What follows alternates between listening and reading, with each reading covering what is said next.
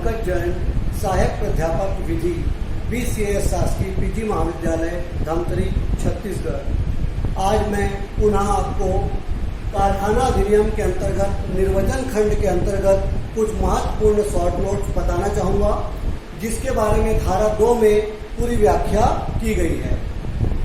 जैसे कि है यहाँ पर सबसे पहले हम देखें कारखाना। कारखाने की परिभाषा के बारे में कहा गया है कि 2 प्रकार की बातें कही गई है। पहला, ऐसा परिसर जिसमें 10 या 10 से अधिक व्यक्ति काम करते हैं और जहां यंत्र शक्ति की सहायता से कोई अभिनिर्माण प्रक्रिया या तो चलाई जा रही है या चलाई जाती है।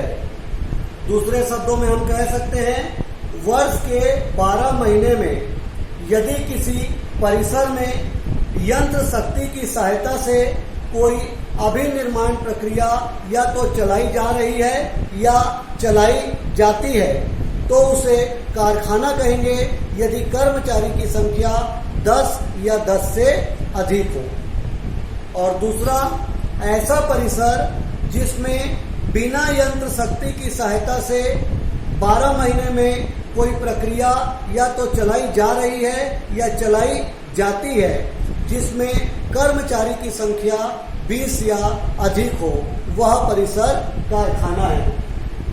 तो कुल मिलाकर ऐसा परिसर जहां यंत्र शक्ति की सहायता से कोई विनिर्माण प्रक्रिया चलाई जा रही है और कर्मचारी की संख्या 10 या अधिक है तो वह कारखाना है।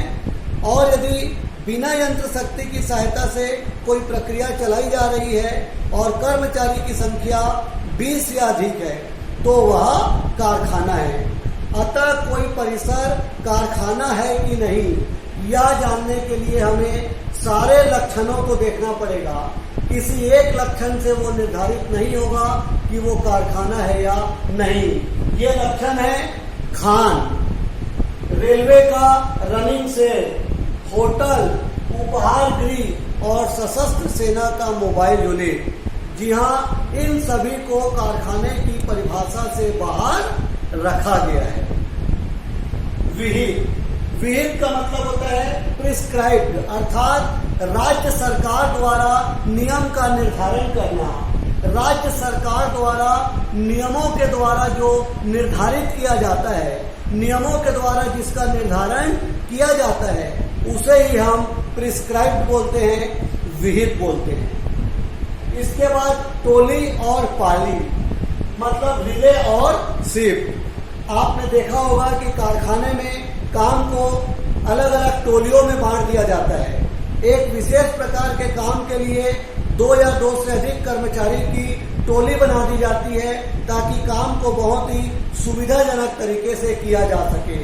तो जब कारखाने में किसी एक प्रकार के काम को 2 या 2 से अधिक कर्मचारी की टोली बनाकर किया जाता है तो ऐसे में से प्रत्येक टोली जो है वो रिले कहलाती है और जो प्रत्येक प्रहर है, प्रत्येक प्रहर उसको हम लोग पाली बोलते हैं।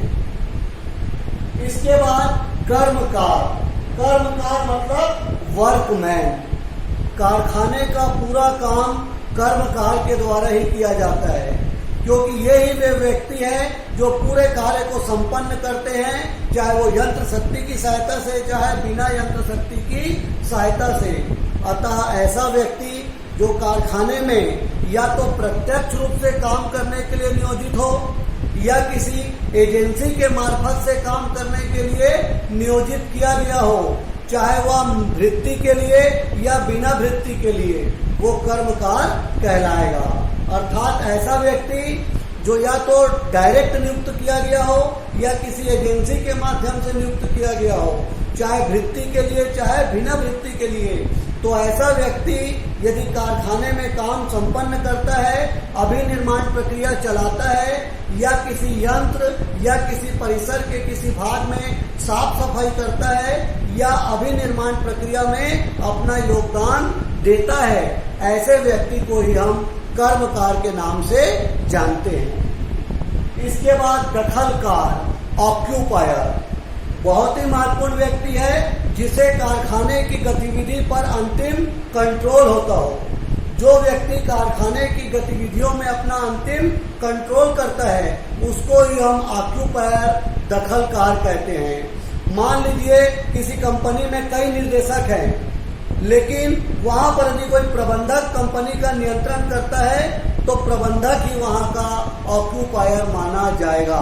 सामान्य तौर से हम कह सकते हैं जब किसी फर्म का मामला हो, किसी साझेदारी का मामला हो या किसी समुदाय का मामला हो, तो ऐसी स्थिति में उस जगह का कोई भी व्यक्ति या वहां का कोई भी भागीदार ऑक्यूपायर या दखलकार माना जा सकता है। किसी कंपनी के मामले में कई निर्देशक होते हैं, उनमें से कोई भी निर्देशक हो वो दखलकार माना जा सकता है। इसी प्रकार यदि केंद्र सरकार या राज्य सरकार या लोकल अथॉरिटी के तहत यदि कोई अभिनिर्माण प्रक्रिया चलाई जा रही है तो ऐसा व्यक्ति जिसका उस स्थापना की गतिविधि पर अंतिम कंट्रोल हो वही व्यक्ति दखलकार माना जाएगा। अतः मैं सरल शब्दों में बता दूं कि वह व्यक्ति जिसका उस कारखाने की गतिविधि पे, उस परिसर की गतिविधि पे, उस फर्म की गतिविधि पर अंतिम कंट्रोल रखने का अधिकार जिसको प्राप्त हो उसी व्यक्ति को हम दखलकार कहते हैं, ऑक्यूपायर कहते हैं। इस प्रकार मैंने अपने कुल अभी 2 पीरियड में आपको कारखाना अधिनियम के अंतर्गत जो अध्याय 2 निर्वचन खंड था उसमें जितने भी शॉर्ट नोट्स थे मैंने आपको बताए, जो परीक्षा की दृष्टि से भी महत्वपूर्ण है और जिसकी जानकारी होना आपको आवश्यक है।